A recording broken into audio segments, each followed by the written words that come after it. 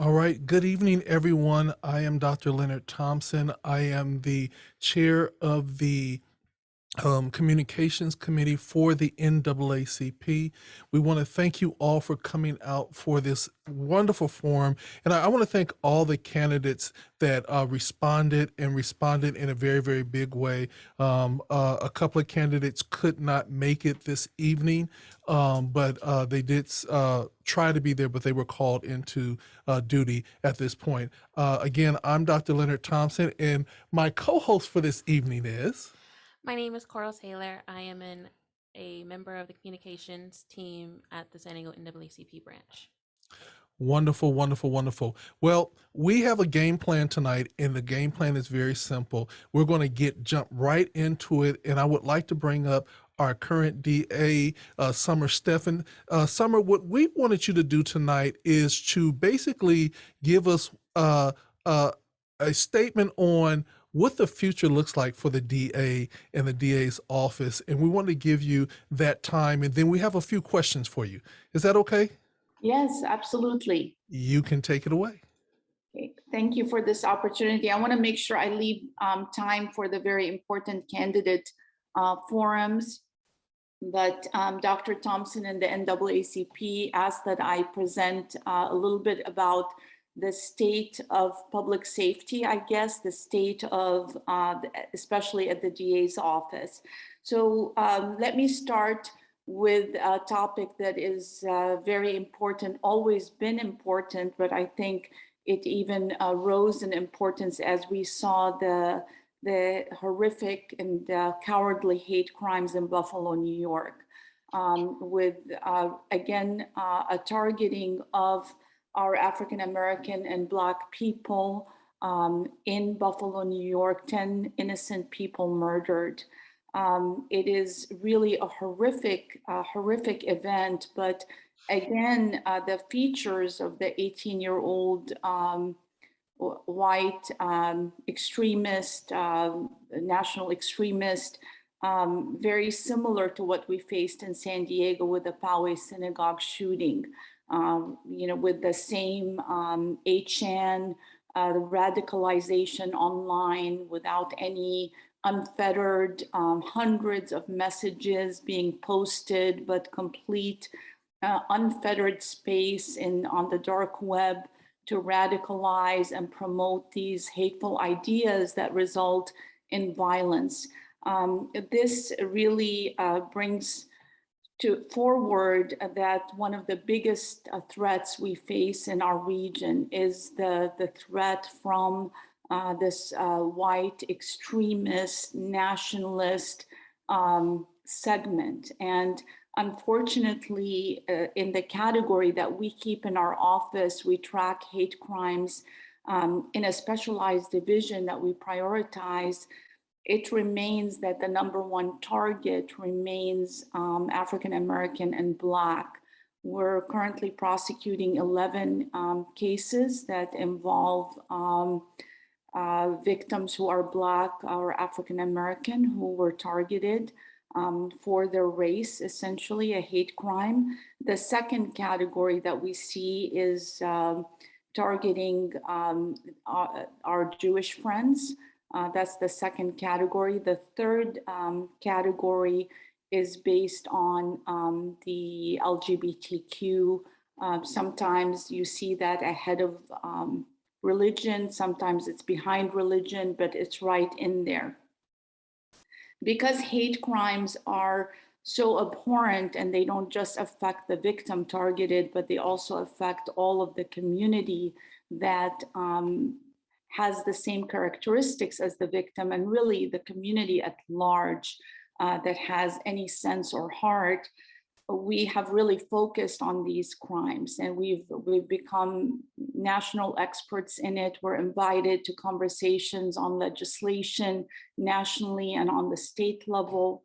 We are trying to enhance the laws as it comes to these extremist groups that there are just not enough teeth in the law to do proper investigations and the like.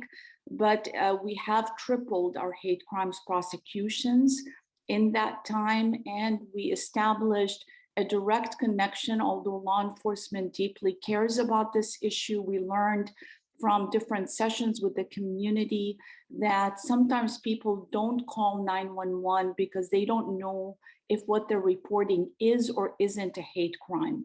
So we wanted to lower the barrier. We still want everybody to call 911 if it is a 911 emergency, but if they're just not sure, we established a hotline where we receive the reports. It's a low barrier.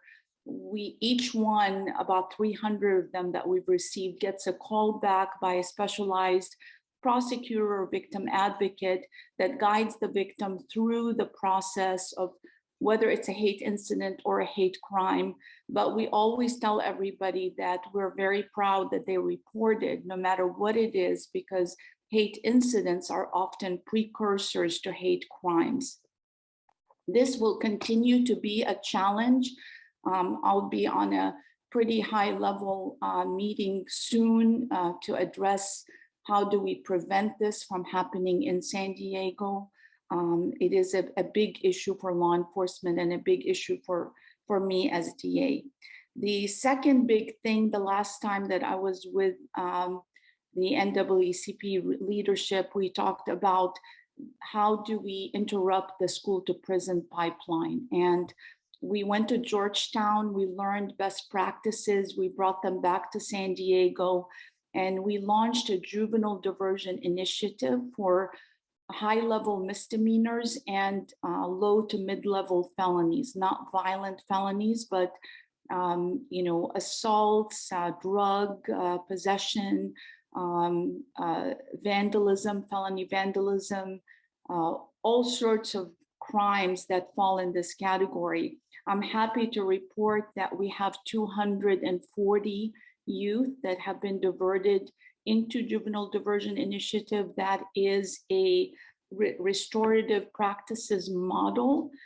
So the RFP went out, and NCRC, the National Conflict Resolution Center, got the contract. But what I'm very happy about is we wanted to make sure that whoever gets the contract knows that the key to the success is to have multiple subcontractors that are competent in terms of diversity, in terms of service, so that kids are served in their community, knowing from the Georgetown model that being able to connect in their community allows them to thrive well beyond the case.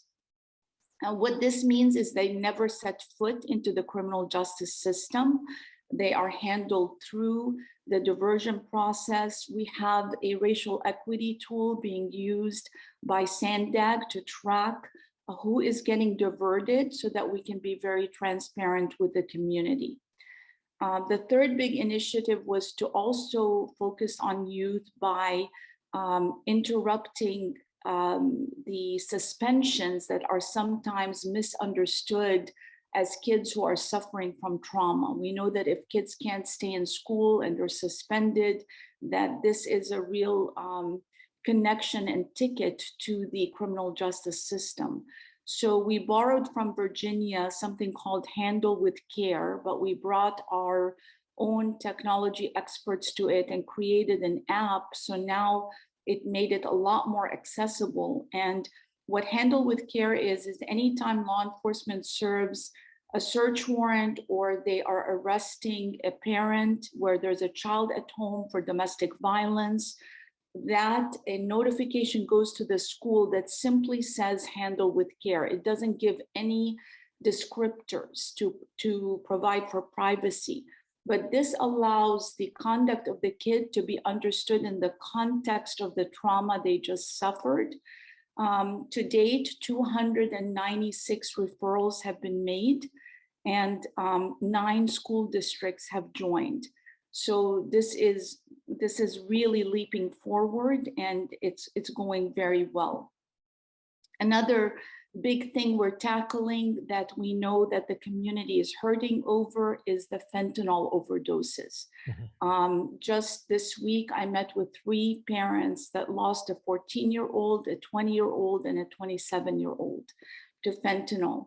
As you might or might not know, in 2019, we had 152 fentanyl overdoses. In 2021, we've surpassed 800. In the United States, this is mirrored. 18 to 45-year-olds, the number one killer for this age group is drug overdoses, primarily fentanyl. It is a national crisis. This past weekend, Dr. Gupta, who is President Biden's drug control policy director, came to town. I met with him, with Nick Machione, and we discussed the need for a national attention, including massive campaigns that reach kids and people of all ages. We can't prosecute our way out of this problem. We will do our part tracking the drug dealers, alerting the community to this poison that's a killer, but we need a lot more help on a national level to interrupt this. And then because I want to make sure that I stay on time, another big threat to public safety that we're facing are ghost guns. Our numbers of murders, attempt murders, assaults, drive-by shootings that are happening with the use of ghost guns has skyrocketed. It is really a big issue because obviously you cannot do background checks. You can't do anything with ghost guns. They're essentially like a Legos kit that you put the guns together. There's no tracking of serial numbers, so on and so forth. So this is something that we need the community's help to talk about, to educate about, to make sure that if people are posting pictures of themselves with these ghost guns, that there's reports before we face more young people dying with ghost guns. And then very exciting, we're opening a family justice center in the North region where there has been a drought of services. This is a one-stop hub for services for victims of human trafficking, domestic violence, and elder abuse. And we have just begun through a board letter to lay the framework to also have one in the South region with a focus on immigrants and other needs in the South County region. Of course, there is a family justice center downtown San Diego that serves. So we're trying to regionalize these best practices that are meant to interrupt ACEs and adverse childhood experiences at an early stage so that we can preserve life and make sure that we have a healthy community that thrives. There's a lot that's been going on. We have a massive backlog of cases. Our team is working overtime. We have issues surrounding homelessness and the increase in homelessness.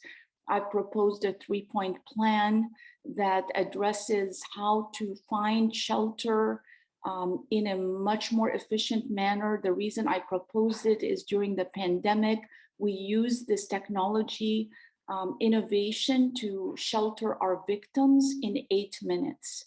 So we want to use this, we were suggesting using the same innovation to help interrupt homelessness, which is really an inhumane condition, using the model we use to shelter our victims.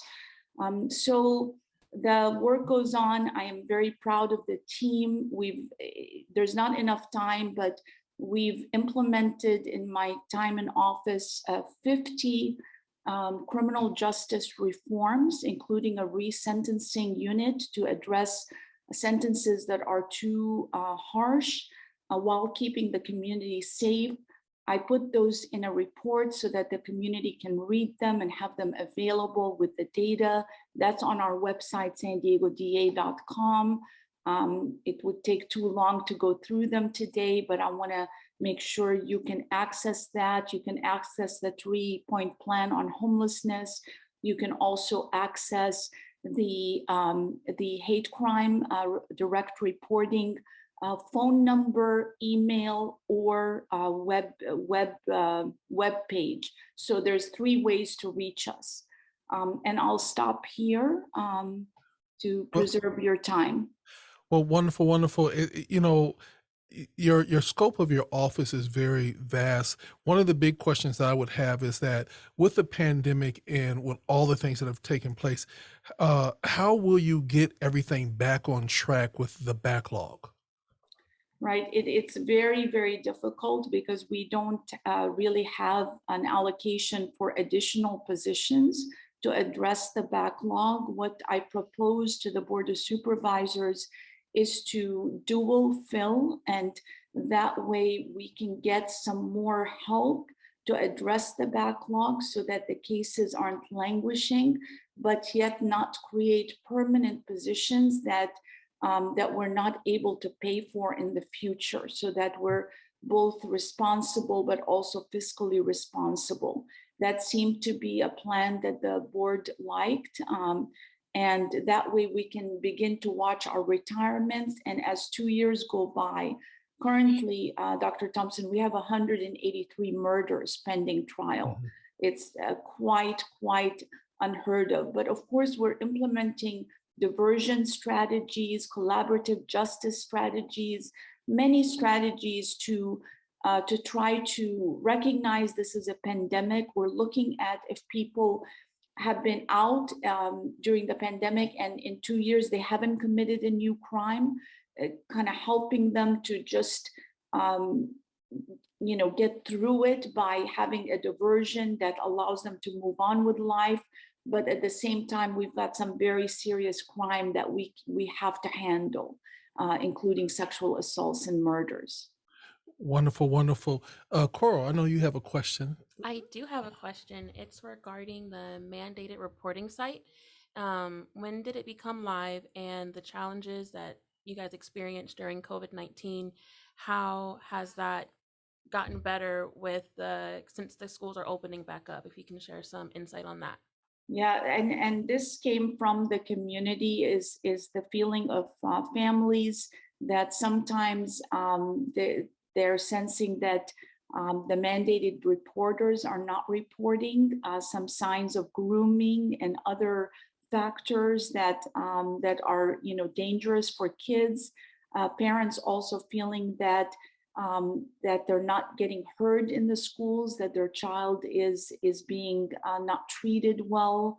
So that's why we started this website. It was going really well in 2019, and we were getting reports, and then the pandemic hit and schools shut down.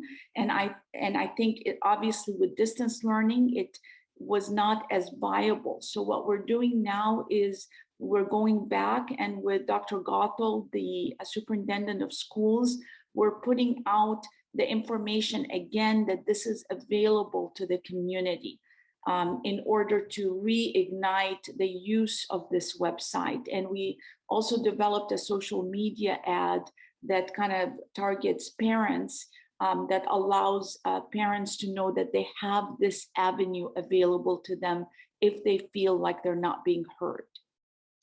Okay, one last question. One last question. Given that crime has increased all around the nation, what has your office done specifically in regards to crime prevention?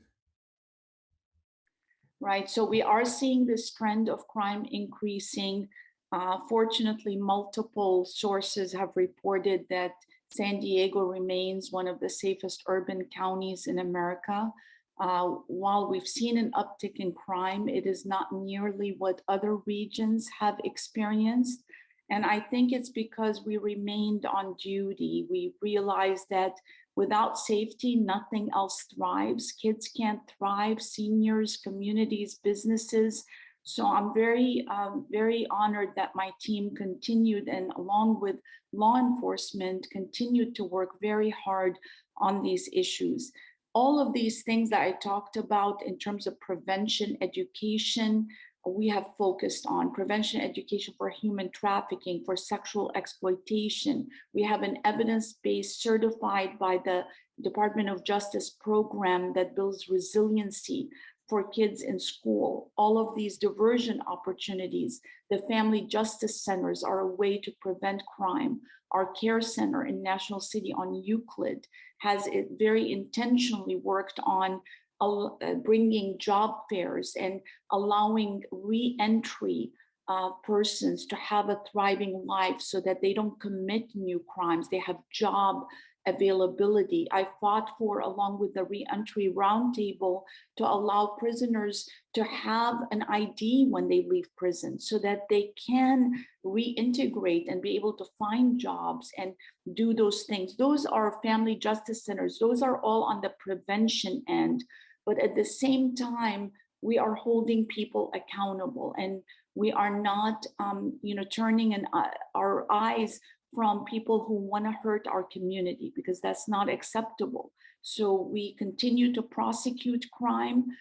We formed an alliance to fight retail theft, the rampant organized retail theft. In fact, next week, the US Chamber has noticed our efforts and is holding a forum to learn and to share practices in San Diego in crime intelligence and how we hold people accountable, but we do it fairly and with equity in mind.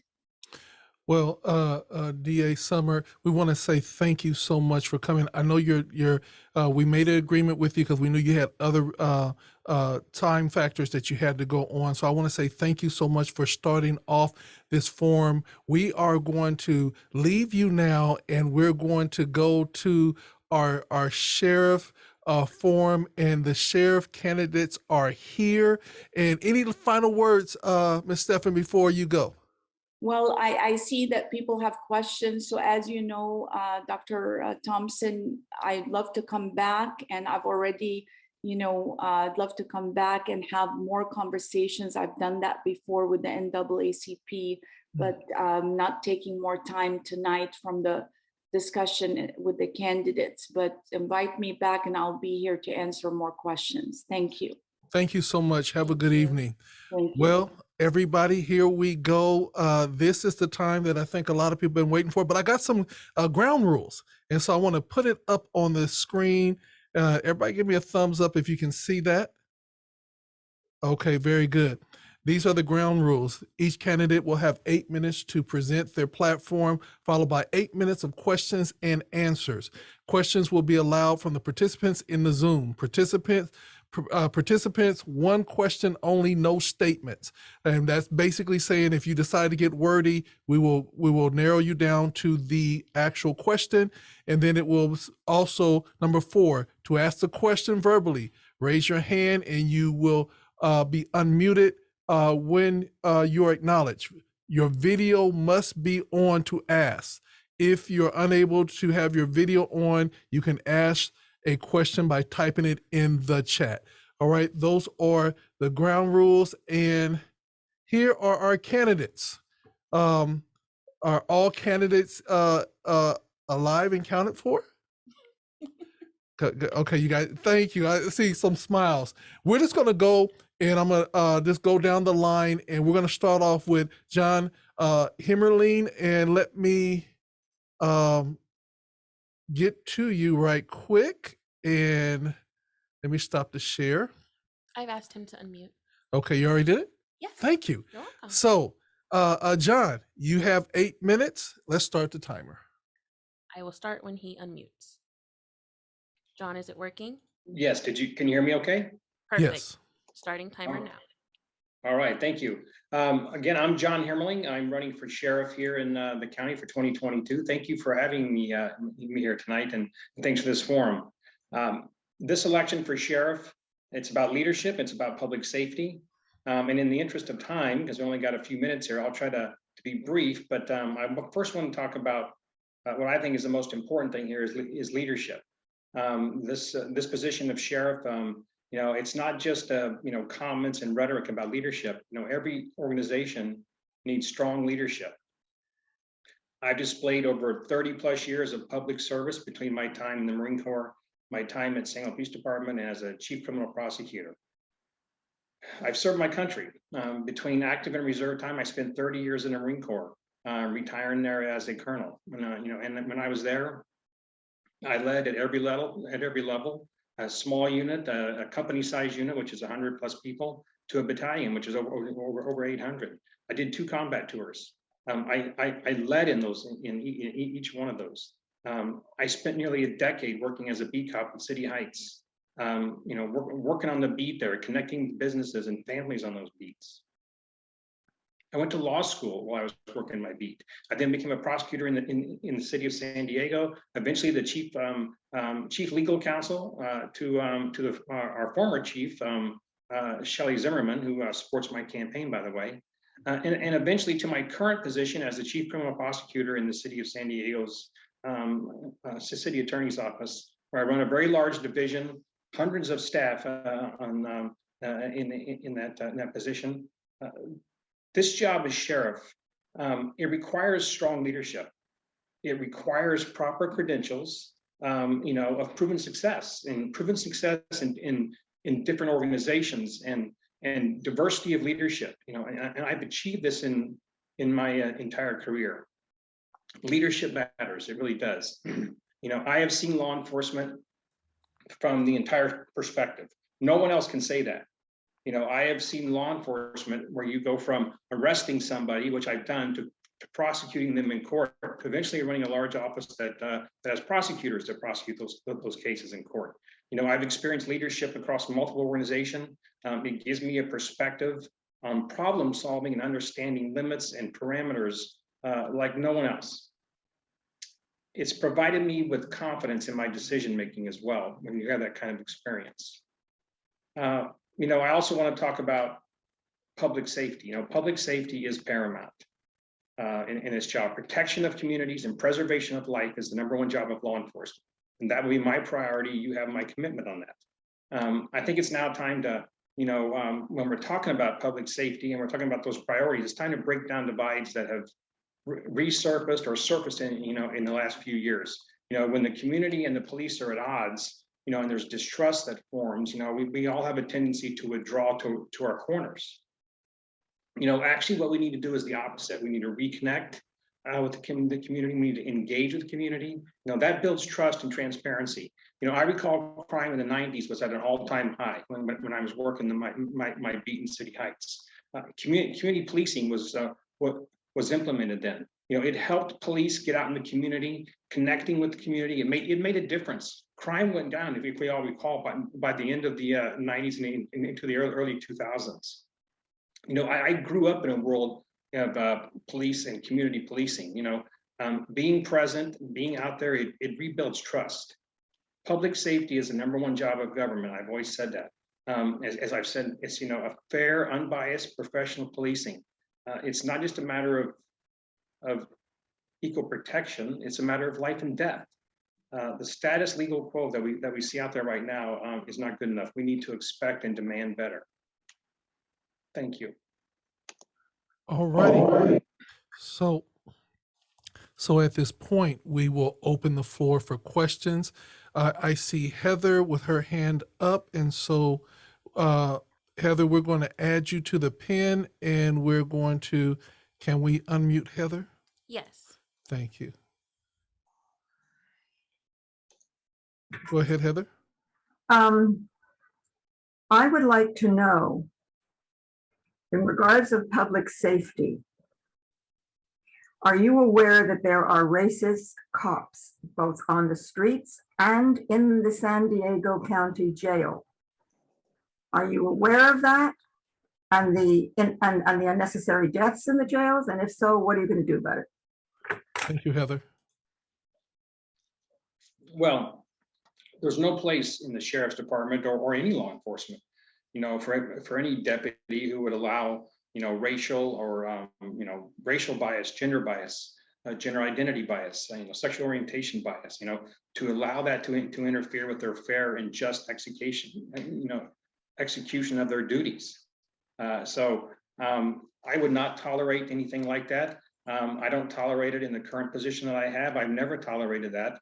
And in wherever that's at, it needs to be rooted out and eliminated. Absolutely. All right, Susan, you are next. Unmuting. One moment. You need to also show your video, please. Sorry. Okay. Very good. Hello, everyone. My question is for all the candidates. women Miss in Susan, I just want to let you know, Chowchilla, California have been. Susan, Uh-huh. I just want to let you know, because it's John's time, it Oh. has to be a question specifically for him. Oh, okay. Is there an opportunity to ask my question for everyone, or? Well, I'll ask After John. everybody get to spin, Okay. after everybody. Okay, I wanted to know if you would be the type of sheriff that would move male-bodied individuals into Las Colinas or any of the women's prisons. We have a lot of women that are being sexually assaulted by male inmates up in Chowchilla, California, and I wanted to know if that would be something that would be brought here to San Diego. Yeah. Yeah, I've seen, there's state law on this kind of thing. There's also federal law out there. And I know there's nothing that specifically requires that under the under local ordinances or local law, but we absolutely need to be aware of the gender identity of somebody and what that is. And we need to be prepared to make those, those facilities safe for those individuals. Everyone deserves to be, treated fairly, to get comprehensive care and custody while they are in custody of the sheriff's department. Everyone should demand that. That's how our system works. You commit a crime, you're waiting for a trial, or you're waiting for or you've been sentenced. You deserve that fair, comprehensive care in jail. It's the sheriff's #1 job. And that's going to be the case whenever I'm sheriff. So, we will, I don't believe that they currently have a solution for that. But we're going to work on finding a solution to make sure that that works so that they get fair and comprehensive care. All right, there's a question by Tasha Williamson. Tasha, please activate your video.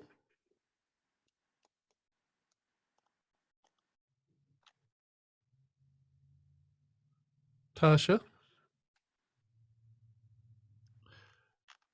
All right, we will come back to you. There's a question in the chat. Yes, there's a question in the chat and I will read it.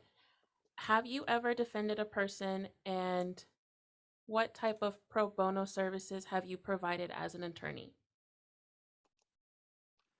I have been since I've been an attorney, I have been working as a prosecutor from being a very brand new attorney. I've worked for the government. I have not done pro bono work for anybody else. I have done, I will say, pro bono work for my family on some small things like estate planning and some stuff like that, which is permitted under our current policies and procedures. All righty. Thank you. David, we will go to you at this time. I've asked David to unmute. Unmute, Dave. Thank you, Mr. Hemmerling. What would you do? Recently, last week, we had a murder that was overturned or rejected for re-prosecution after a person spent over 22 years. And the concerns that the Sheriff's Department Crime Lab has mismanaged for almost a decade and not handled correctly numerous cases. What would you do coming in to make sure we're not putting innocent people behind bars, and that we're also making sure that we handle the victims and victims' families of crimes and making sure that they can trust us to do our job correctly? What would you do to correct that? Well, well, for one, as it's what I've been, one of my platforms that I've been out there almost, everything I always say is that we need to make sure that we respect victims of crime and we respect our communities. It's a priority that we do so. It's important. We've gotten away from that a little bit in the last decade. On some of the things that we've done. And sometimes victims have fallen behind and they're not getting the service that they should be getting, both from law enforcement and from our prosecuting agencies. And that's the same thing in the community, and it also affects the community too. So it definitely is a priority. That's going to be one of my things that I'm going to do.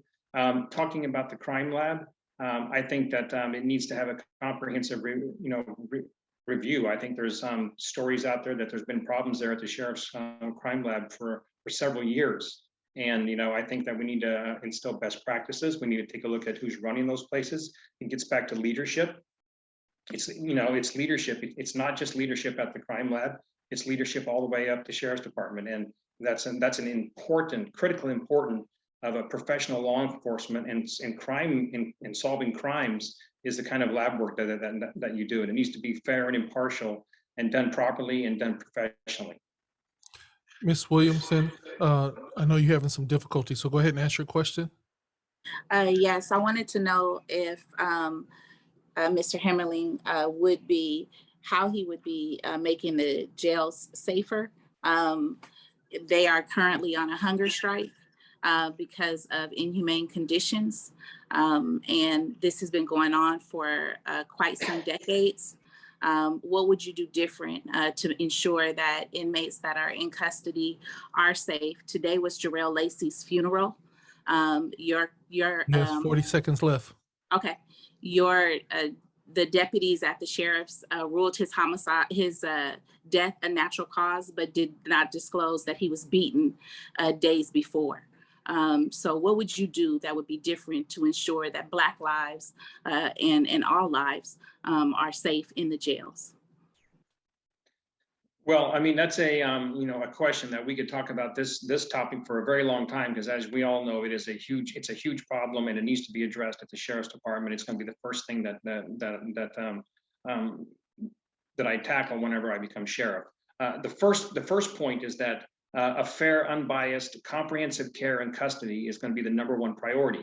And everyone who works at the sheriff's department needs to understand that is the sheriff's priority, and it's serious. And it needs to filter all the way down, and it needs to be said once, it needs to be said twice, it needs to be said 10 times, and it needs to be said constantly. Fair, unbiased, comprehensive care and custody. The second point would be to implement the recommendations, that were put out by the state audit, and then further review for best practices, from the Board of State and Community Corrections, and also from the National Commission on Correctional Healthcare. Right now, you have Title 15 that says minimum standards. The fact that we would even discuss minimum standards, and that's what we have under Title 15, is just unacceptable. We should be looking at the best standards and the best practices. Time is up. I do apologize. We're trying to stay on schedule. Okay, well, and John, complete your statement. I was just going to say, there's a couple. I could have went on forever, but staffing has to be looked at, and how the staffing is made up, and what's the command structure, how do we do the flow process with the detainees, staff, and visitors, and then comprehensive follow-up and inspections, both scheduled and unscheduled. That's just kind of tip of the iceberg, but that's kind of the plan that I plan on putting in place. Okay, John, thank you so much. And I want to let everyone know that I'm not going to change the rules, but I do want, if you're in the middle of answering a question, I do want to give you an opportunity to finish your statement so that everybody can be heard. Is that okay? Everybody give me a thumbs up. All right, let's get to the next one. Thanks, Dr. Thompson. Thank you so much. This is going to be next, Kelly Martinez. You are up. Let's make sure we get her. Coral, have you already tapped her? She has been unmuted. She has been unmuted, and let me pin her. All right, and we are almost ready to start with you. You are on the timer. Just for clarification, the people who have their hands up right now would like to ask a question for Kelly, or is it a leftover from the previous candidate? You can message me. Thank you. Or you can lower your hand. I'm gonna lower your hands down, and then if you want to come back, thank you so much. Ms. Martinez. Thank you. Thank you so much. And thank you everyone for inviting me to speak tonight. My name is Kelly Martinez and I am running for sheriff. It's critical to San Diego County that the next sheriff is the most experienced and qualified person for the job. I've worked for the sheriff's department for 37 years. I've risen through the ranks and worked in every area of the sheriff's department and in the county. I'm currently the undersheriff and I run the day-to-day operations of the department. The Sheriff's Department is responsible for public safety for 4,200 square miles of unincorporated San Diego County, 9 contract cities, 18 Indian reservations, management of the jails, and security at the courthouses. I run the $1.1 billion budget of the department. The department was very different when I began in 1985, and I've worked very hard at every level of our department. I spent 22 years as a deputy and as an investigator. I was assigned as a narcotics investigator for 5 years. and a gang investigator for InVista for 1 year. I spent 10 years as an investigator in our intelligence unit. I was responsible for domestic terrorism investigations, and that was during the time of the White Aryan Resistance in San Diego and the Aryan Nations and other white supremacist organizations. So I'm very familiar with those groups. It has only been in the last 5 years that I've worked at our headquarters in different capacities. I spent 3.5 years as an assistant sheriff in charge of our law enforcement services, and the last year as the undersheriff. I've always had a strong commitment to our communities, and I believe that we work in partnership with our communities. When I was appointed as the undersheriff, I became responsible for all department operations, and I began to learn about our jails and what was occurring there. I conducted an up and down evaluation of many aspects of our department. That included how we were working with our jails and our communities and what was occurring in our jails. I identified a lot of work that needed to be done during that assessment. The health and safety of individuals in our custody is paramount to our responsibility. There are a significant number of individuals in our jails that have substance abuse and mental health disorders. We have a responsibility to everyone in our custody, regardless of the crime they have committed or been accused of committing. We need to redefine incarceration and the way that we treat individuals in our jails. There are a lot of things we are doing very well. For instance, we have a robust reentry services program that provides opportunities while someone is in jail to receive substance use counseling, education, family counseling, and anger management, job training, and a multitude of other things. We know that a lot of individuals suffer from substance use disorder and need not only counseling, but medical treatment for those addictions. We're increasing the medicated assistant treatment program in the jails. Just this week, we began a more involved medical assessment and urine screening at intake in order to provide the medical support and ease withdrawal symptoms and complications that come with that. We are moving toward a complete hands-on medical and mental health assessment at intake. I have added requirements in sheriff's policy for supervisors to audit and enforce security checks by staff that ensure quality checks are being conducted. There are a lot of improvements that have occurred and a lot more coming. Those improvements to the jail include $30 million in renovations and infrastructure improvements to the George Bailey Detention Facility, $16 million in wireless upgrades to all our facilities, which will connect healthcare systems and improve the quality of our camera systems. Deputies are wearing body-worn cameras in the jails. I signed an MOU with CLERB to allow their investigator to respond to in-custody death scenes. I assigned a lieutenant to conduct thorough critical reviews within 3 days of a death so that we can identify quickly changes that need to be made. I'm happy to answer more questions about the jails, but I want to touch on a couple more things before my time is up. I'm honored to serve all of San Diego County. However, I think the San Diego Sheriff's Department needs to provide public safety service through the specific lens of each and every one of our communities. We need to ensure that we are providing community-centric, cross-cultural, collective, and collaborative accountability. The relationships we build depend on partnerships. I welcome all of you to be part of the solutions as we develop them. We need to lead through the eyes of our community and support our community-centric approach to problem solving. I'm not my parents or the previous generation of sheriffs. I am diverse in my experience and my passion and compassion for our communities. And I appreciate the opportunity to be here tonight. Thank you for considering this important race. Okay, very well. So, Ms. Martinez, first and foremost, welcome to the forum. I'm going to tell everyone that we're not, just because your hands are up, we're going to go first. For those that have not asked the question, we're going to give them a first opportunity to ask the question, and then we'll go for the repeat question. So I want to go to Darwin Fishman, if we can unmute him, and we'll start with him first. We will actually start with UA Lewis. Oh, yes, He that is a person who tried to ask a question previously, so we're going to start with him. And then we will go to Darwin. You are so good. I try. Go ahead. Thanks. I will unmute you now, Lewis. Thank you so much for turning on your video. Okay, and it's a her. Oh, I do apologize. I should have not assumed. No problem. So yes, my question is really for all the candidates. So if they have the opportunity to answer the question, it'd be great. I am a civil rights attorney. I'm from San Diego, and I deal with a lot of these cases on a routine basis, jail deaths and so forth. My question is, so we're not lost on a lot of these, that the sheriff's office handles more than just jail. The sheriff office handles outside law enforcement as well as inside the jail. My question for the candidates in the event there is an issue that occurs either inside of the jail or a excessive force or any type of unconstitutional violations outside of the jail with traffic cops or anything like that, what type of checks and balances do you intend to put in place to make sure that there is a, I believe one of the candidates used the term fair investigation. Specifically, are you willing to allow an outside agency or invite an outside agency to come in and to investigate any questionable, or forget questionable, any deaths or use of force that may be unconstitutional in the jail? Or Thank you so much. Thank you so much for your question, Ms. Martinez. Yeah, so you probably saw recently we did institute a regional officer-involved shooting protocol in the county. Other agencies will always investigate cases of officer-involved shooting that results in death and other uses of force that result in death. We've already implemented that. I've always welcomed if there was something questionable or something that we had concerns about other agency participation. We conduct a 3-day review of all of our officer-involved shooting incidents that includes the FBI, the U.S. Attorney, the District Attorney's Office. That's to make sure there aren't any civil rights violations involved in those cases. And also if the DA's office has concerns that they can conduct their own investigation. We refer all of those cases to the District Attorney for review.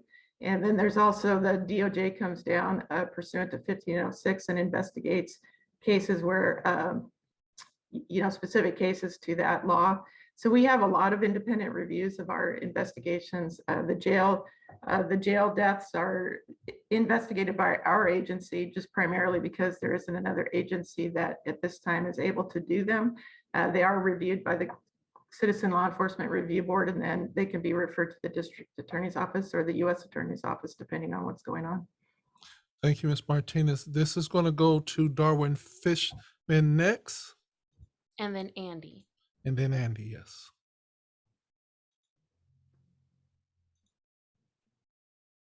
Good evening. Darwin Fishman, Racial Justice Coalition of San Diego and North County Equity and Justice Coalition. Thank you. And I'm not driving, so my video can be on. I wanted to say one question for Martinez is that in hearing your presentation, I understand it's popular to talk about the last year or two when you're running for office, but you've been in the sheriff office for years. And the sheriff office, even going back to 1990 with Leon Williams, was calling for the county to take it over because how horrible the jail conditions were. Thank you, Alan Nash, for pointing that out. You've been there during that history. Where is any kind of bold, courageous leadership of saying Gore's gulags need to be shut down or dramatically changed? I mean, now just to simply say that now that you're running for office, that you're committed to change, how do we take that seriously? Where's your history of going against Gore and standing up, saying that this is horrible, the things that are being run? Where is that on any issue? Thank you, Mr. Fishman. Dr. Fishman. Yeah, thanks for the question. I think it's important to understand the structure of the Sheriff's Department and how compartmentalized the different bureaus are. I spent all of my career, except for the first 3 years, working in law enforcement services without any connection to the jails. Not to say that, I wouldn't make changes if I'd recognized something was going on. I just didn't have any involvement with the jail facilities. I was very involved in other aspects of law enforcement. So now that I've been the undersheriff and I'm taking a look and doing an assessment of everything that's going on in the jails, I'm absolutely concerned. And we are taking a very bold action in the last year, spending a lot of money, spending a lot of time, doing a lot of hiring and working with a lot of different partners to make sure that our jails are safe. Thank you, Andy.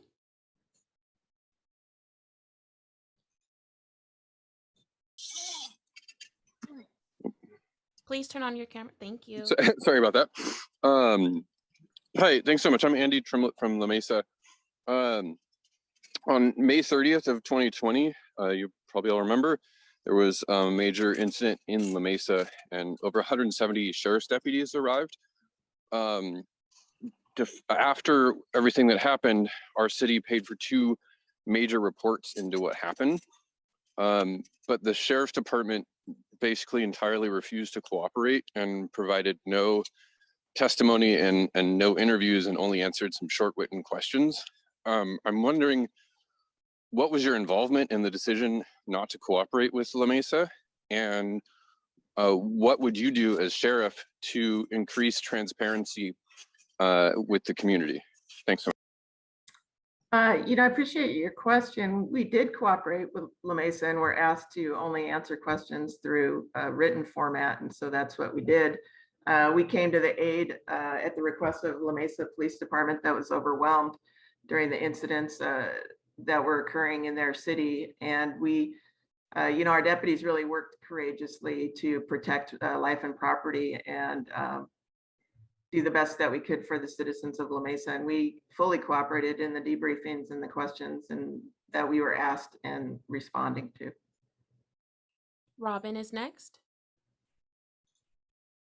Hi, Robin Sales, showing up for Racial Justice North County. Under Sheriff, I am concerned. I've been following the CLRB for a year and a half now, been very involved in watching the decisions and the recommendations that they make to the Sheriff's Department. And what we find is that the recommendations take sometimes 6 months or a year to be answered by the Sheriff's Department. This is concerning because people are dying at the hands of the deputies, either in custody or in the field. So I want to know whether you're willing to make a commitment, if you were elected to be sheriff, in a more timely response to the CLRB's recommendations, and also to hold deputies accountable for their behavior, whether it's police brutality or it's negligence in the jails.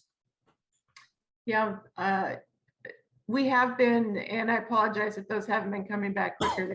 They're coming back faster now. I know there was a recommendation made last week about naloxone being distributed for the individuals in custody to be able to have their use. I reviewed the return of that recommendation today. So those are coming back hopefully much more quickly. We have, during COVID, unfortunately, short staffing and some other things were going on. So we were not as quick in our responses. I am absolutely committed and will make the commitment that those will come back more quickly. I think we work very well with the CLRB board and their recommendations. When we can accommodate those recommendations, they make sense, they're best practice, then I'm more than happy to implement those. So thank you. All right, Ms. Martinez, you have 2 minutes, 1 minute, or 1 minute second to go. Want to make sure that you had any final statements? Yeah, I just really appreciate the opportunity to meet with everyone and answer your questions. It's really important that a very experienced candidate become the next sheriff. It's critical to public safety in San Diego County and also to all of our communities. And I'm committed to working with everyone and helping get through the safety concerns in our jail and make sure that we do a better job. So thank you. Thank you so much for coming out. Well, next we have Mr. Dave Myers. Let me make sure I get you ready to go. Have you got him listed? And I will do the ask to unmute. Can y'all hear me now? We got you, sir. Thank you all. Thank you, Dr. Thompson, Ms. Taylor, for having us here tonight. I really appreciate it. My name is Dave Myers. Thank you for being here today. It means a lot to be joined by so many concerned and engaged residents of San Diego County who know all too well that restoring competency and community trust to law enforcement are essential to a safe and thriving San Diego County for all residents. I'm running for sheriff because I know we need to change law enforcement in San Diego County, and that change must start with sheriff's leadership. The Sheriff's Department is the largest law enforcement agency in San Diego County with a budget of $1.1 billion and 4,700 staff positions. I am running for San Diego County Sheriff because I believe that now more than ever, it's a time for a change, a renewed focus on core law enforcement competency, and a demonstrated commitment to rebuilding the community's trust in law enforcement. I want to start out with a quote from Dr. Martin Luther King Jr., who said, "The arc of the moral universe is long but bends towards justice." That arc appears to have split into two lines. One line represents entrenched law enforcement leadership, And the other line represents people we serve and protect, especially in communities of color. I think that here in San Diego County, those two lines are arcing away at each other at an increasing rate. And what's driving this divergence are incidents that involve real police misconduct. And it also involves every time an officer is attacked in the line of duty, and the lines continue to arc away from each other, incident by incident, video by video. It's not a good place to be, and yet we have a current sheriff's leadership who cling to outdated law enforcement practices and refuse to acknowledge and address the issues raised by impacted communities. It doesn't have to be that way. We must speak the truth about our shortcomings as law enforcement and fight to be better, but we must also understand that law enforcement is not the root cause of problems in our hardest hit neighborhoods, our deputies and police officers. Some of enormous courage and integrity are those in the neighborhoods, risking their lives and in the jails to protect folks from offenders who are the product of problems that are beyond law enforcement's control. As sheriff, I will work my hardest to ensure that we are part of the solution to those problems, recognizing that the actions that we take as law enforcement officers can have major and lasting effects on systematic inequalities in our community. I am prepared to put my 35 years of law enforcement and community service experience to work, starting with bringing badly needed changes to outdating policing and practices, creating a leadership team that is competent, diverse, and trustworthy, rebuilding the trust between law enforcement and communities in San Diego County, and conducting a complete policy practice expectation review with an emphasis on equity. I want to say let's implement restorative justice approach to the juvenile offenders to interrupt the school to prison pipeline. I want to establish a data-driven task force to perform a comprehensive review of policies and practices and staffing and healthcare so that we can develop a better understanding of the root causes of the record number of jail deaths. I want to use to meet standards of women's health and disease prevention in our jails, including banning the practice of shackling pregnant female inmates to the bed while they're giving birth. I want to immediately ensure all sexual assault kits are tested, implement data-driven mental health and risk assessment protocols at intake to prevent record number of inmate suicides and self-harm in our jails. In 2011, I recommended body-worn cameras, including in the jails for every deputy sheriff. At the time, sheriff's leadership denied the request. I want to implement body-worn cameras for everybody and post the videos online. I want to develop a mandate on de-escalation training as part of the core law enforcement competencies, set up an elder abuse task force to prevent seniors from becoming victims. I'm running for San Diego County Sheriff because I, law enforcement, must re-engage in real and meaningful ways with all residents, including our underserved communities, communities of color, to identify their concerns and listen to the members of the community. My name is Dave Myers and I'm running for sheriff. Thank you. Wonderful, wonderful, wonderful. So, Ms. Taylor, who do we have first in line? Is that Dr. Robinson? Or It is Dr. Robinson and Dr. then Suzanne. All right, Dr. Robinson, we're putting you there. Unmute yourself. There we are. I'm Jerome Robinson. I'm a long-term cardiologist practicing in the South Bay community of San Diego County. Each time we have an election for a position like sheriff, which is critically important, we hear all sorts of good things about what people are going to do, yet problems persist. What is the vetting process for each and every one of you to be able to come forward and run for this position? We need to vet the stupid idiots in Congress so that they are what we should know about them is known before they get elected. And what about all those who are running for sheriff or any other position? I think that's extremely important. You're running for a position where the community doesn't trust you to begin with. They don't trust politicians. And given the fact that we have so few people in the African-American community that are vaccinated, Maybe they don't trust the medical community either. What's your answer? Thank you, sir. Thank you, Dr. Robinson. That's a very good question. And I want to start out with pointing out that your observations about the lack of community trust is absolutely spot on. I've been in law enforcement in this town 35 years, born and raised here. I have not seen it this bad in over 3 decades of my law enforcement career. That's why in 2018, after I retired from the sheriff's department, that I am coming back to run for sheriff, because this is my community. This is where I care about. How do you vet the candidates? You are spot on. There are significant differences between all the candidates running for sheriff here tonight. Some of them that are not here, significant differences. And I would strongly encourage everybody to do your research. Look at their websites, see what they say and post online, or that they don't. Read articles in the newspaper, see who has actually affected change for those that have been in law enforcement and what it means to positive change within communities, affecting crime rates.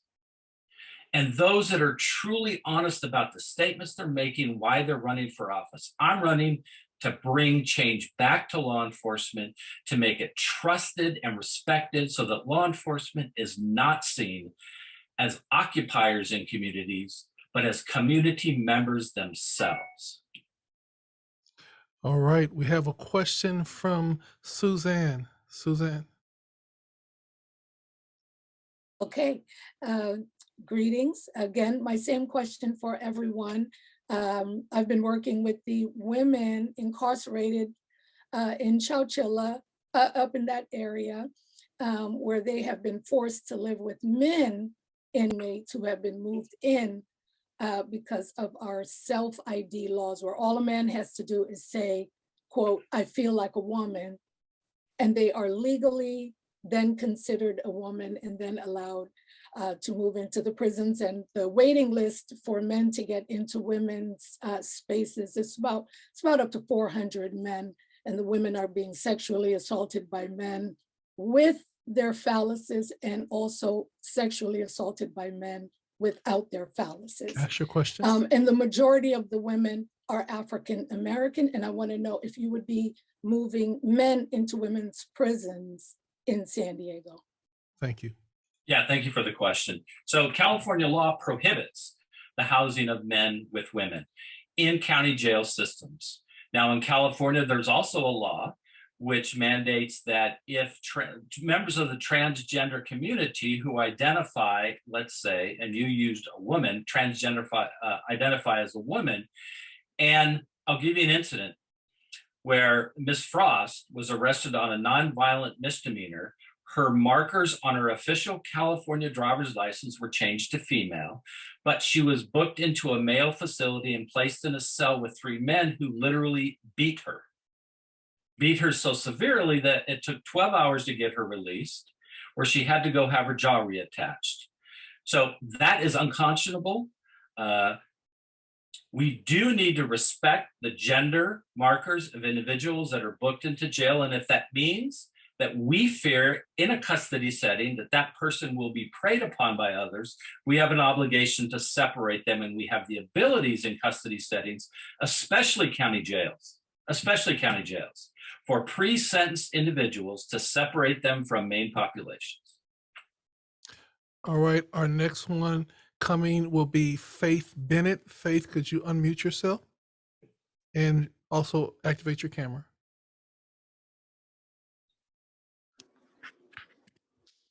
Faith?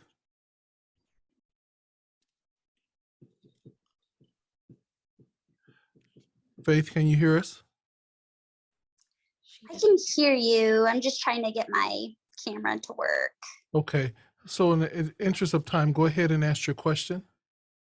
Okay, perfect. Thank you for selecting me. Dave, I was just curious what type of education you have and if you think your education has qualified you to run as sheriff. Could you just provide a little bit more information on just your education background and how that will make you a good fit for running for sheriff for this election? Very good question, Faith. 35 years in law enforcement, rising through the ranks to the rank of commander In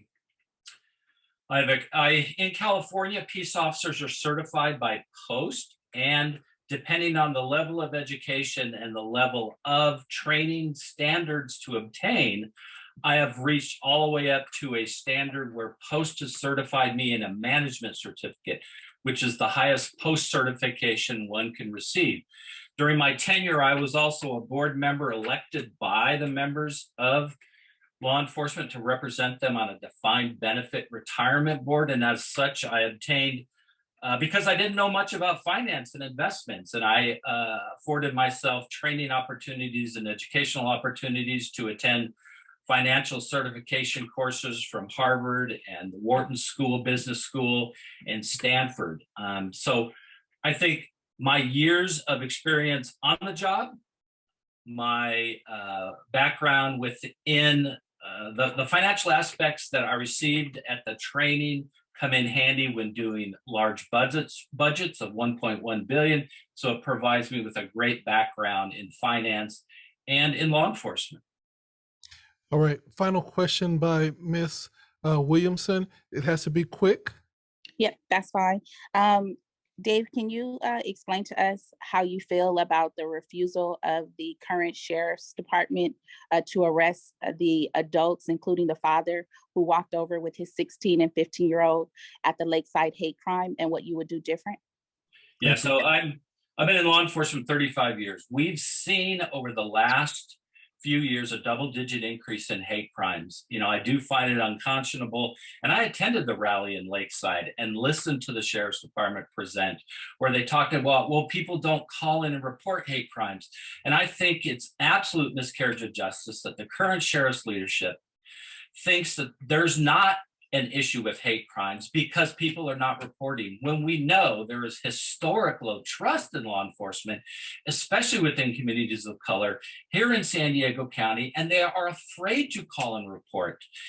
If somebody conspires and assists somebody in committing a felony crime, doesn't matter if you're a juvenile, doesn't matter if you're an adult, conspire to assist the vicious stabbing and racially motivated attack on somebody else, you are just as guilty of that crime. And under my administration, you would be just as culpable, in my mind, as an investigator, as the person who actually done the crime. Thank you so much. You have reached the end of your time. We want to thank you so much for giving us your perspective. We're going to now move on to Charles Chuck Battle. Let's go ahead and I'm going to pin you, sir, and you can actually start. Thank you, Dr. Thompson, and the rest of the wonderful staff and fellow candidates. I'm running for sheriff because it's time that we got the communication lines back together. We've all heard the phrase that justice is blind. We heard some of the other candidates discuss knowing the criminal justice system from both sides, and therefore they're able to apply the law more equitably. Well, I've, in addition to 51 years since I started as a peace officer here in San Diego County, first as a reserve police officer with the San Diego Police Department, and then 15 years with the San Diego County Sheriff's Department, ending in 2007 when I was honorably retired as a sergeant. The 20 years in between I spent as a defense investigator since I retired, and in between the PD and the Sheriff's Department. So I've worked cases, and I've worked with crime suspects, I've worked with crime witnesses, and I've sat at the prosecutor's table as a prosecution witness, and I've sat at the defense table as a defense investigator with defense counsel with defendants. I've helped to prep prosecution cases with DAs, city attorneys, and I've helped to prep defense cases with defense attorneys, plaintiff's attorneys, etc. So I'm well aware of the application of the term justice is blind. Many people, and rightfully so, complain that they're not getting a fair deal. And it's not because one side or the other isn't doing their job properly. It's that we get myopic when we're playing the role on one side and the other. The focus becomes on doing what it is that we have in front of us, and we lose sight of the overarching principle that even if you take someone to trial as a prosecutor and they are found not guilty by a jury, justice has been served. You don't lose just because as a prosecutor, people didn't convict your person. You win as a defense attorney when your client is found innocent of charges that the prosecutor couldn't convict them of. That's justice. The principle applied in being the man who has been in the process for 51 years has been the most important part of this whole thing. As a law enforcement officer, the analogy best suitable, I think, to the lay person would be cops are like referees in a football game. We don't get to participate in life so much as we're there to enforce the rules, throw flags on plays, and make those calls. It's not up to law enforcement officers to be prosecution witnesses when we gather facts and evidence.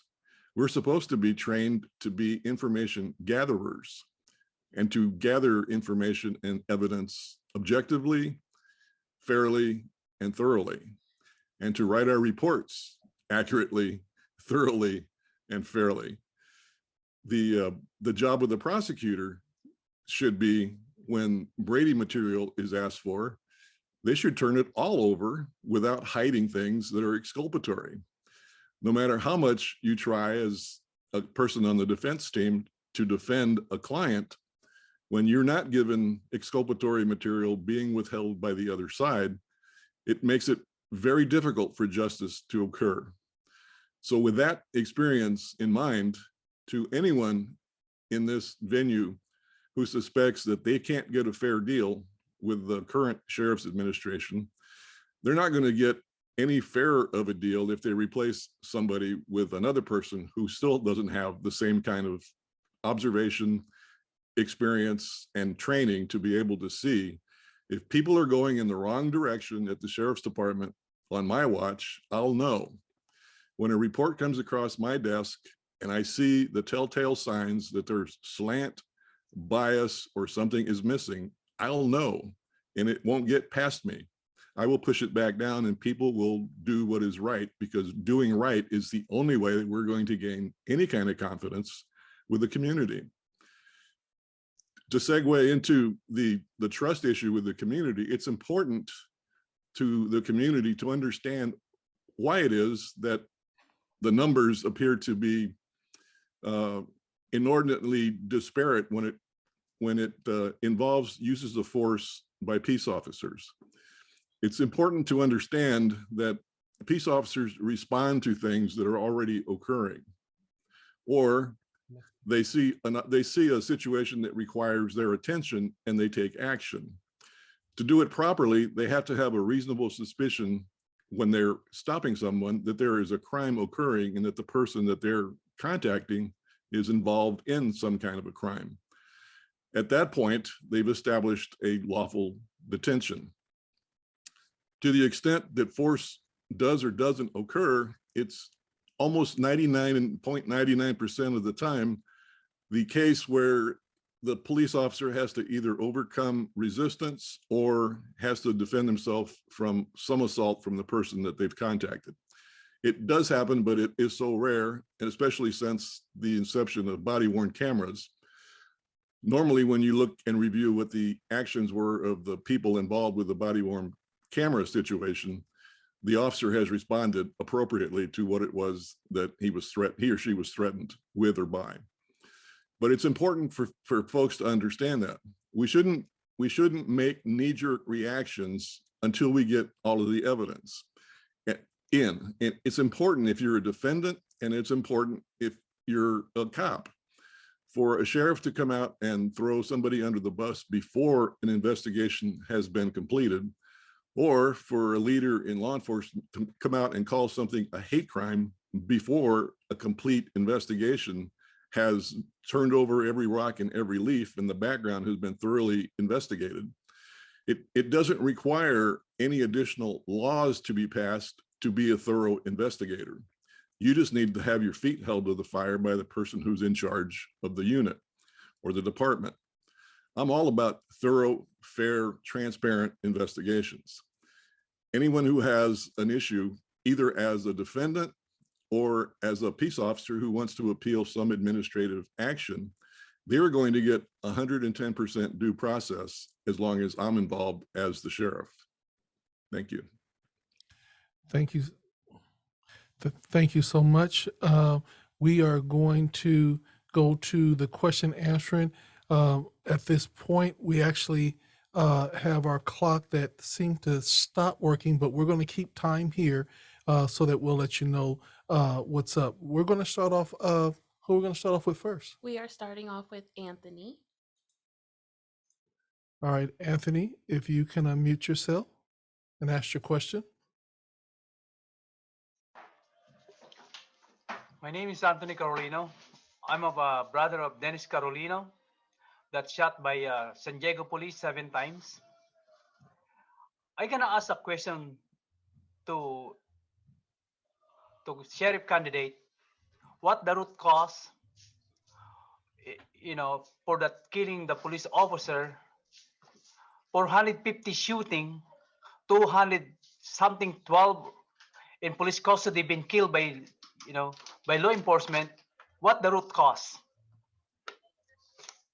Okay, thank you. I'm sorry, I'm not understanding your question, sir. I didn't hear the question. But unmute yourself again, sir. What the root cause of this, including my brother being shot by San Diego police? I want to know the root cause. I don't know that I can answer specifically as to what happened in your brother's situation. I'm not familiar with it. What normally happens is that an officer responds to an imminent threat of great bodily injury or death in a use of force situation involving lethal force. So if the officer was in that position defending himself or someone else against deadly force or the imminent threat of great bodily injury or death, those are what the parameters are for using deadly force for a peace officer. If that answers your question, sir. All right, next question. Next question is Tasha.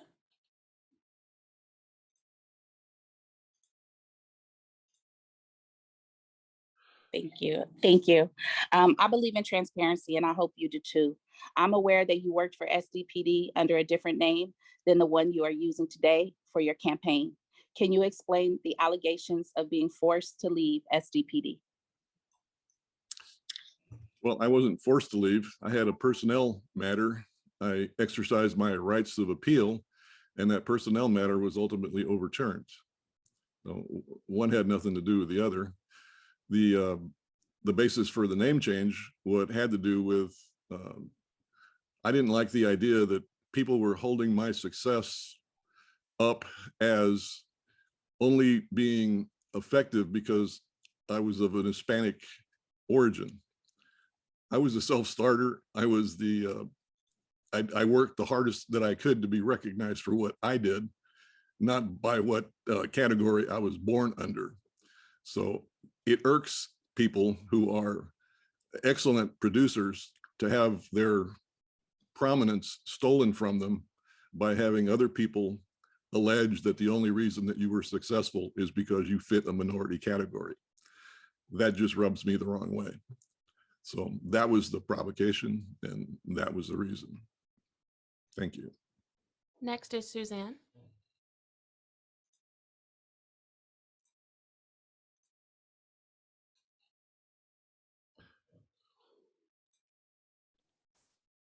Hello, I have Charles. I have the same question that I've asked everyone else. What will you do as sheriff in regards to keeping biological women safe in prisons And when I say men, I'm talking about anybody with a Y chromosome. So whether they say transgender, non-binary, man, whatever, if you have a Y chromosome, will you allow those individuals to move into prisons with biological women that are incarcerated? Well, thank you for the question. Let's clarify our terms. Prison and county jail are two different things, and the sheriff has nothing to do with moving inmates into prison settings. So are you referring to pretrial detention facilities, which is what the sheriff runs, and jails where people serve out their time for having been convicted of misdemeanors, as opposed to state prison? Well, we have Chowchilla prisons. And I don't know if you cover that. So I really appreciate, the education, but whether it's county or local or the state, I work with the women at the state penitentiary up a little further north, and they're really suffering. They are being assaulted by transgender, biological men, Y chromosome. So I just, so whatever education you have, maybe that doesn't happen at the local. So. No, there's a classification process. So people are classified prior to being put in different locations. So that would not be happening under normal situations. I just want women to be safe. Oh yeah, absolutely. Occasionally people make mistakes and people don't admit to being of another sex when they're booked. And sometimes people at intake are tricked. And if someone of the wrong sex goes into a holding tank with people of the opposite sex, things happen. We can only deal with what it is that we're told until and unless we find out later. Sometimes these things occur, but there is a process to prevent it from occurring. Thank you so much. We're at about 3 minutes. Who will we have next? David is next. Go ahead, David. Thank you. Mr. Battle, you brought up that you worked on both sides of prosecution and defense. For people that don't know what Brady is, after I ask you the question, if you can explain what Brady is, but then also the Sheriff's Crime Lab, there's been a well documentation of poor management of the crime lab to where the DA's office had to notify some 200 defense attorneys on cases, but wouldn't specify what the Brady issue was. Can you, one, just explain what the Brady issue is, and can you also answer the fact, does it concern you, since you've worked on both sides on prosecution and defense, do you believe that we could have possibly people in jail or in prison now that are innocent of their crime due to Brady issues? Thank you, sir. Well, yeah, 100%. The Brady is the law that requires that prosecutors turn over any exculpatory information that was made available to them through their collection of evidence from police officers and any other source that they may have gotten to. They have an affirmative duty to turn over any such materials to a defense attorney or a defendant in order for them to be able to put on a proper defense. It's your basic fairness. If you can't get all of the material that they relied on to charge you, then it's very difficult for a defense team to be able to put together a cogent and successful defense. It's unconscionable to be hiding evidence from the other side. There's no excuse for it other than you become myopic and goal-oriented in your pursuit of winning your case as opposed to seeking justice. And seeking justice, it should be the outcome from both sides, and absolutely should be from prosecutors, DA's offices, and judges. All right, who's next, Ms. Taylor? Dr. Robinson. Dr. Robinson, your question, please unmute.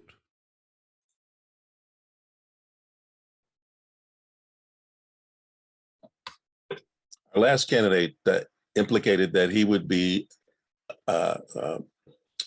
okay for his records to be vetted. I think everybody who's running for this important position should have their records vetted. Do you also agree? And then who would be the one who vets these records so that the public is aware of what the qualifications, disqualifications, or whatever that are in the person's record be known? Well, that's a good question. This is the first time I've ever run for office. I've been an investigator for 5 decades, essentially, but I've never looked into what it takes to run as a politician. So the process, I can tell you, is that you go to the registrar of voters office and you look to see what it is that is minimally required for the position that you're running for. In the case of sheriff, for example, you have to have an advanced post certificate sometime in your life and some experience with law enforcement. That is the minimum requirements. To the extent that anything else might be required, that would be up to the people to have legislation passed that changes that. So I don't know that answers your question, but that's the best I can tell you about the extent of the vetting process. Thank you so much, Chuck, for your answer. Your time has been up, and I appreciate all that you have shared tonight. We are going to now move to our final candidate. And as you can imagine, we have been working diligently to get the timer back up. And so who is our last candidate? Because Our last candidate is John Gunderson. okay, John, I am going to put you up and get you situated. So let me make sure that we get you pinned. Okay, so John, you take it away. Thank you, Dr. Thompson, and thank you to the NAACP for inviting me to participate in tonight's forum. It's truly an honor. I was going to have about 10 minutes, so I might be speaking a little fast here, but here we go. So why am I running for sheriff, and why should you care? Well, I'll get to that, but first, what I'd like to speak with you about is one of the core purposes of the NAACP, which is to eliminate discrimination, and how, if elected sheriff, I'm going to work towards doing just that. Let me begin with the internal processes of hiring and promotions. Leadership for any organization is important, but what matters most are the people of the organization, the ones who actually carry out the mission. Getting the right people in those positions is critical. And who are the right people? They're the most qualified, simple as that. Now, how do we get the most qualified without being discriminatory or leaving the perception of being discriminatory? Well, I believe the answer is hiring and promotional processes that are completely blind. You see, diversity is about so much more than race or gender. It's about our differences in perspective based on our life experiences. Did you grow up in a household with a single parent? Were you rich? Were you poor? Do you have family members who've been to prison? And the list goes on and on. If we want our workforce to be as diverse as possible, we have to remove all barriers, not just some. Folks from my era of law enforcement, and I believe society in general, have long had a preconceived notion of what a cop looks like. Physically fit, short hair, no tattoos, etc. But times have changed, and we need to change too. I believe there's a whole segment of society out there who would likely make excellent peace officers, but whom don't even bother to apply because they just assume the color of their hair or their nose rings or tattoos will keep them from getting past the first interview. And we need to change that. And creating a process where your character, your education, your skills, and your abilities are all that matter is key.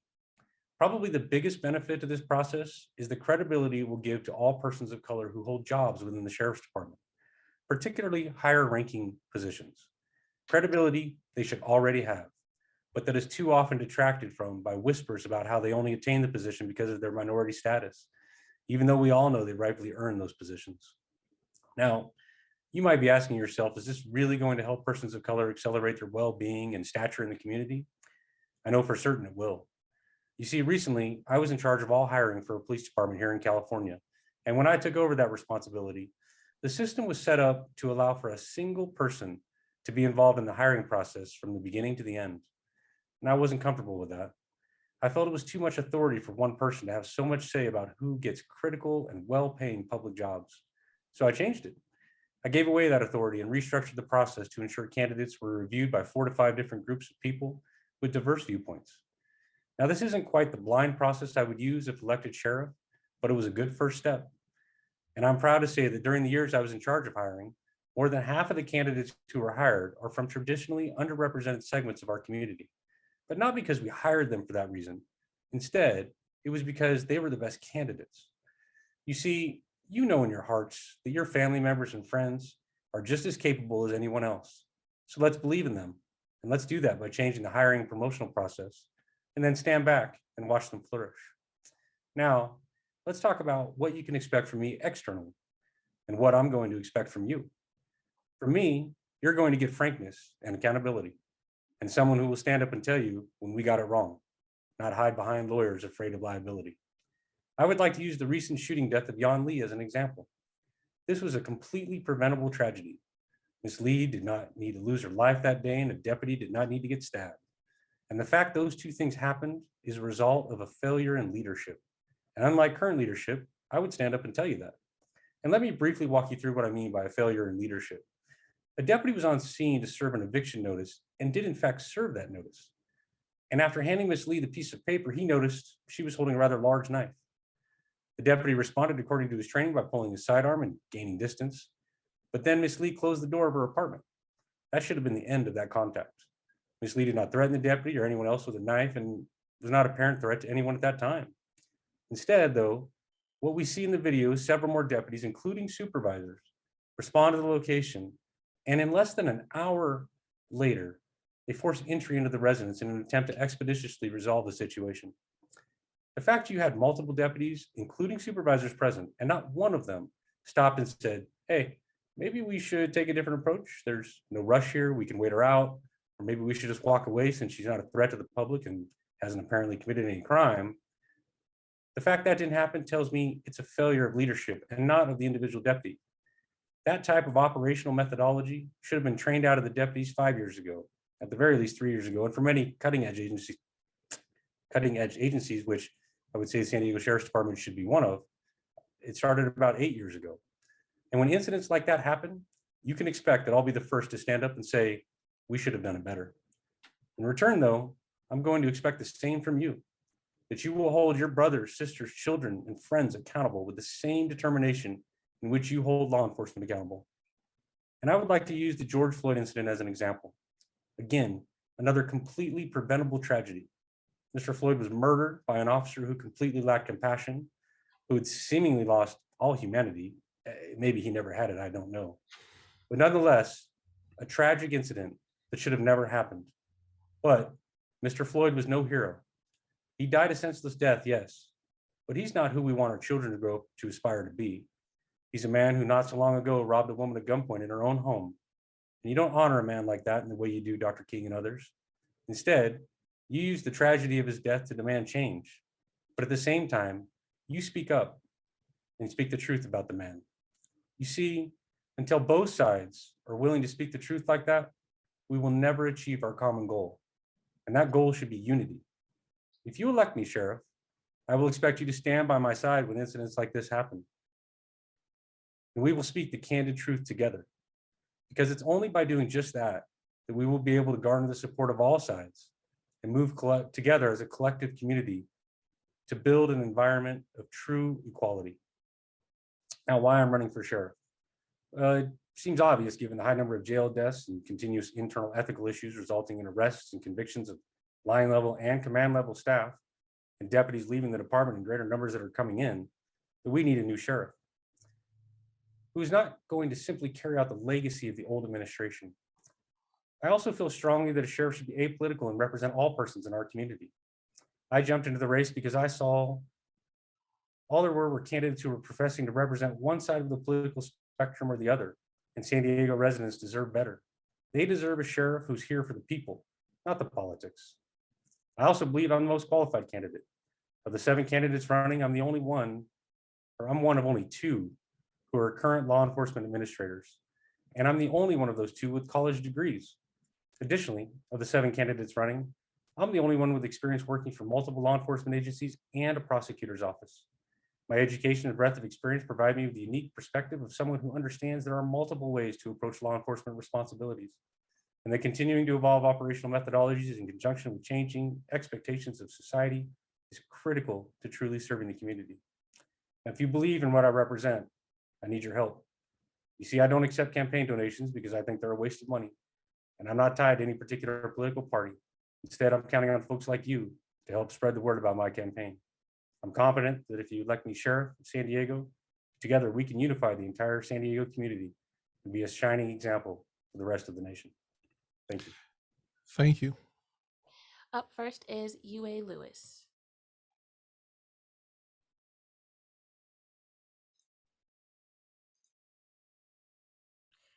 Hi, I have a two-part question, but outsourcing is becoming popular when it comes to jail, the sheriff's office in general.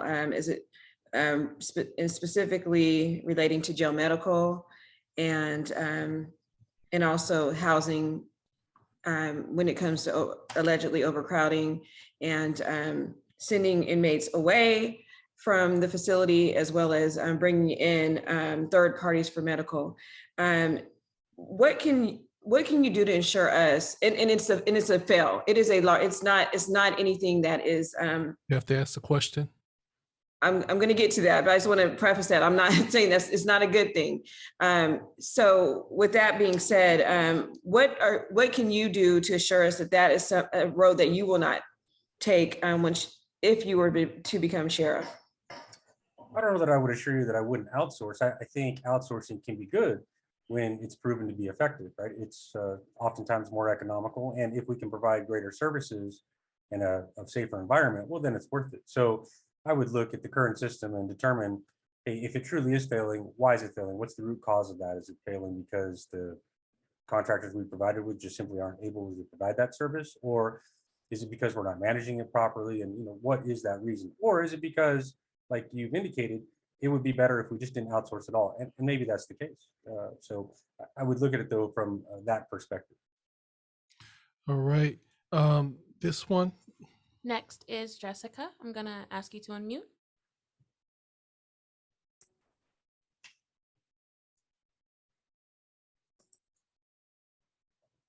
You're Jessica, unmuted. did it work? We can hear you. Yes. Hi. Hello. Yes. So my question is for all candidates that I wrote in the chat.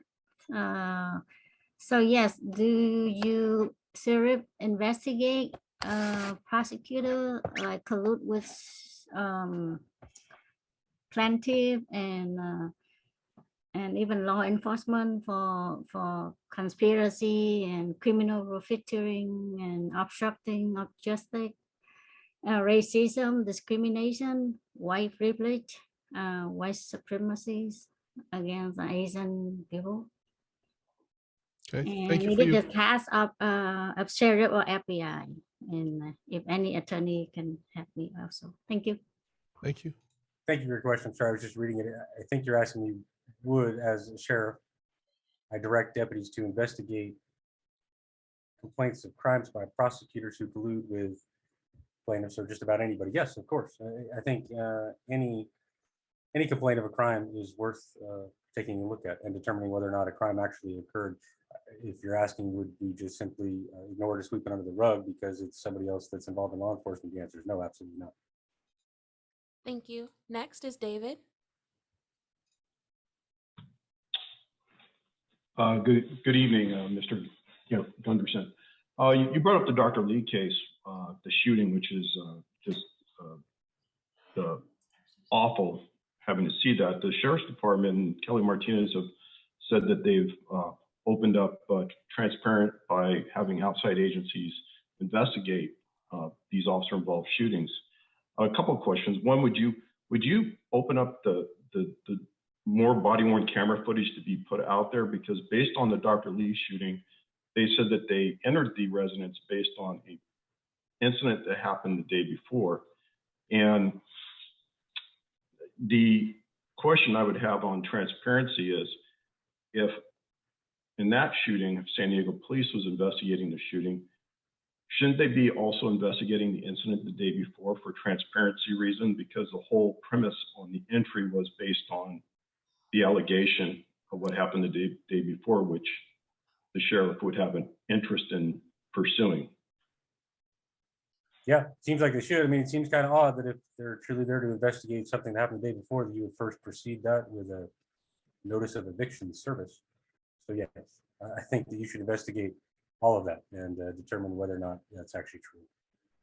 Thank you. Susan, you're next. Oh my gosh.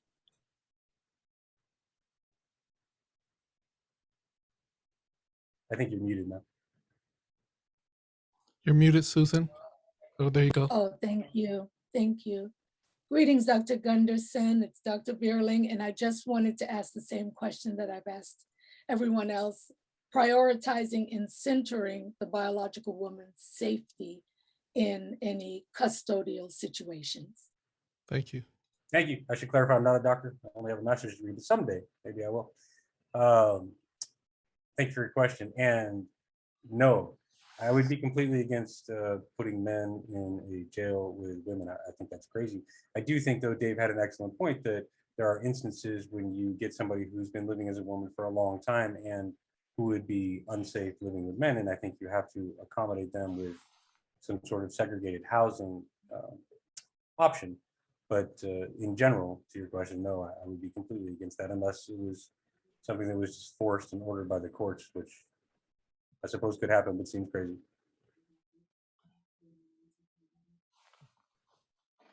All right. Next is Dr. Robinson. Say one more time. Next is Dr. Robinson. And my question is, I think that everyone running for this office should be vetted.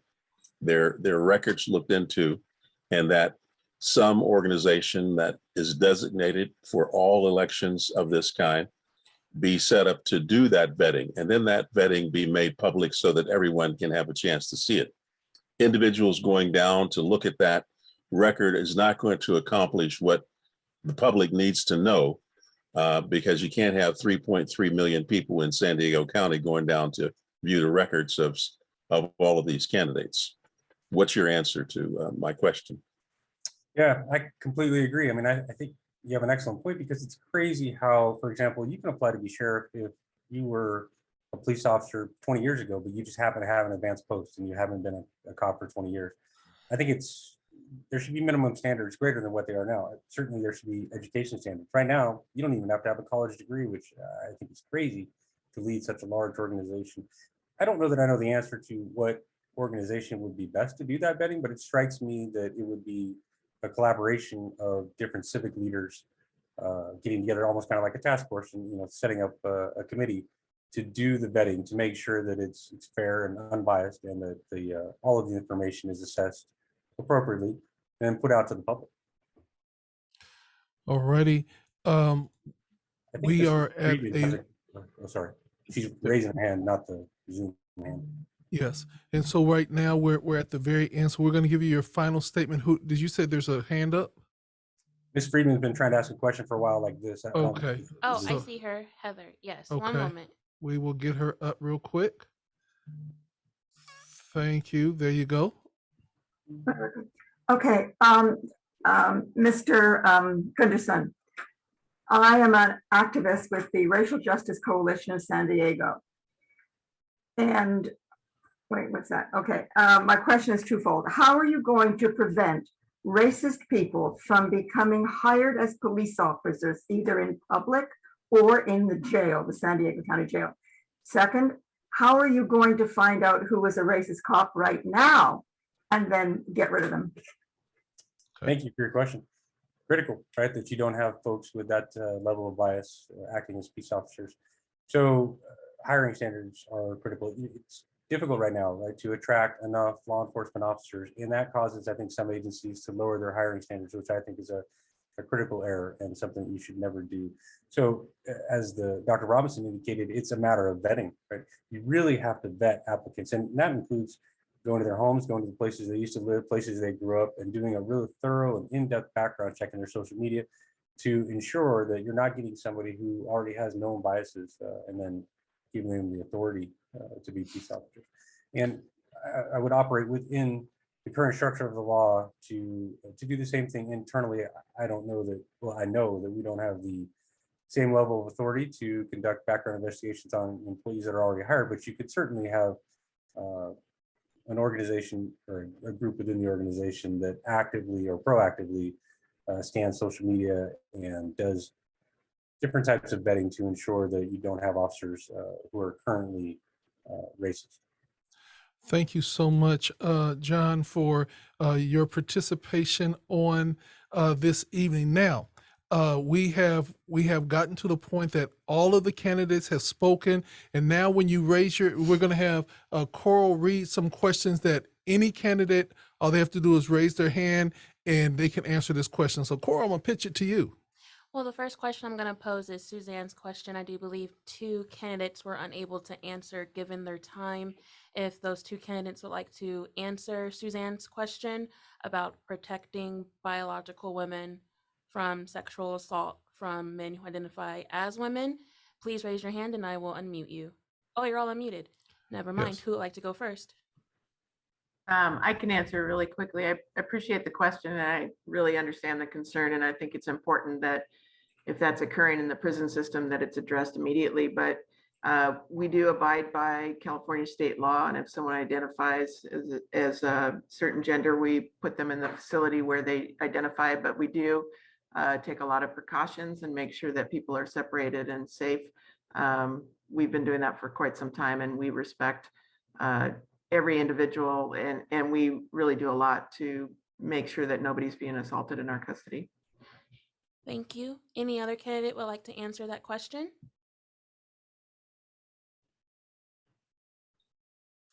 Seeing none, I'm going to move on to the next chat question. It's posed by Aaron Meyer. As a high percentage of jail suicides occur in the first 2 weeks of incarceration, and often due to substance withdrawal, how would you expand medication-assisted treatment initiation beyond pregnant women at Las Colinas Detention and Reentry Facility? I can answer that right now. We're already expanding that program. We hired a director for the medicated assistant treatment program a couple of months ago. We're rolling that out right now. The urine screening that we started this week will be the first step in that. We ask a series of questions. We identify what drugs someone is currently got in their system and what they need as far as withdrawal medications. And then we partner that up with wraparound services, with counseling and all of those other things. We will continue to expand this program as we move forward. It's been funded by the Board of Supervisors, and we really want to ensure that everyone gets the support they need. Thank you. Dave? Yeah, so let me just start off by saying, excuse after excuse after excuse is what we're hearing from the undersheriff. So record high deaths over my right shoulder is 212. That's how many people have died in custody. Record high numbers of deaths in San Diego Sheriff's Department custody, 9 so far this year. On average, there's been 1 a month. It's accelerated with a smaller population. It's accelerated to on average 2 per month now.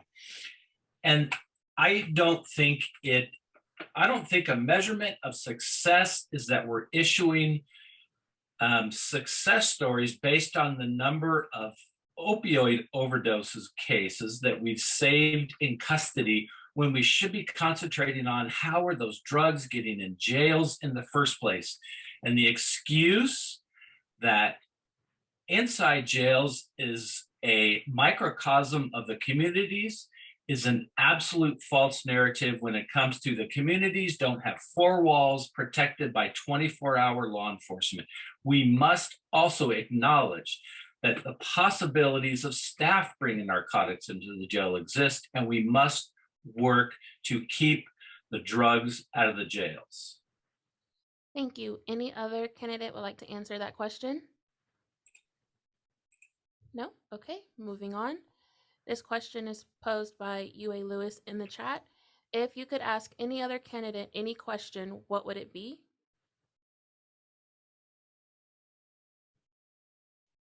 Seeing no responses, Dave?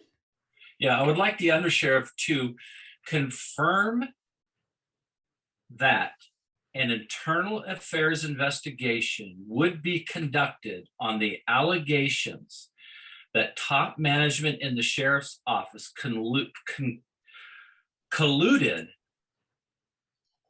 to, during a COVID eviction moratorium, colluded to prioritize certain evictions over others. And an internal investigation, the standards for that, the interviews of law enforcement professionals by other law enforcement professionals, compel statements And then that, to make that internal affairs investigation public, to put to rest any mistrust out there regarding favoritism when it surrounds the moratorium eviction favoritisms, which are alleged. Okay. That question was for the undersheriff. If you're still there, thank you. Yeah, I'm still here. These are all accusations that are developed by this other candidate, and they have no basis in fact. I know that there's a CLRB investigation, or CLRB, David Pocklington has filed a claim with the CLRB board, so they will conduct that investigation, and that is about as unbiased as you can get. So we'll see what comes of that. Thank you. I'm going to unmute Anthony to ask your question. Unmute yourself, Anthony. They have to be very quick questions because we will abide by the 8 o'clock time. And we're also going to have Mr. Bonner, who is the president of the NAACP, close us out. So, Anthony, if you can ask your question, and then followed by Jessica. Jessica, and then Andy, if we have time. My question is, when my brother shot by San Diego police, I'm trying to get the autopsy report and the police report, and the San Diego police seal both report.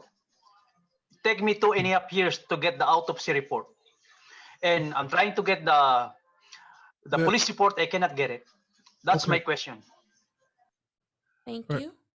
We're going to go to Jessica. Unmute yourself. Yes, I get my question answered by candidate John Gunderson, but I'd like to hear from Under Sheriff Martinez, please. Thank you. And your question is?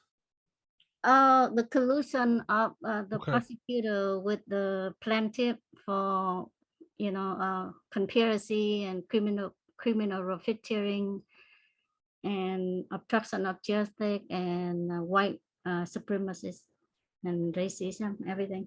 Thank you. Yeah, I'm not really clear on what your question is. There's no collusion between the DA's office and police regarding white supremacy. I'm not sure if that was your question. I think her question was, when you find collusion or criminal activities among the ranks, how will you deal with it?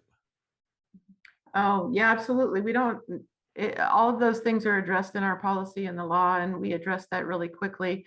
Anytime that anything is identified as a potential problem, we act very quickly, and we have very strict policies. I don't accept any kind of bias or criminal activity on the part of any of our department members.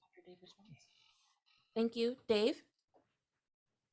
So I wanted to go back and have somebody answer Anthony's question about access to documents and the sealing by law enforcement of autopsy reports. In some cases, it's important to seal autopsy reports, especially if it's an ongoing investigation and you have not identified the suspect yet. But as I understand it, in Mr. Coralino's case, the case has been completed. The investigation is completed. There are no more outstanding witnesses. And it's a complete travesty that law enforcement continues to push for documents not to be released to family members to understand what happened to their loved ones. It's important that law enforcement empathizes with family members of those that have been killed at the hands of others, and without jeopardizing an ongoing investigation, not stand in the way of documents being released to them.